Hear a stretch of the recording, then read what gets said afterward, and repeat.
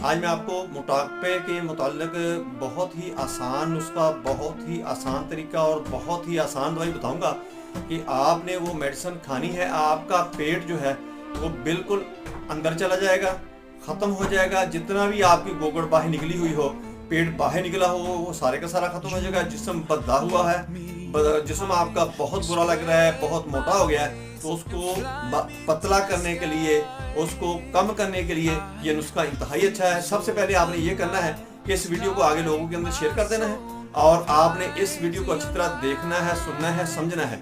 आपको बहुत ज़्यादा फायदा होगा। मैं हूं डॉक्टर हफीजुल दस्तार अंजम, आप देख रहे हैं यूट्यूब चैनल। मेरा आज का जो मौजू है वो है मोटापे का इलाज, ओबेसिटी ट्रीटमेंट।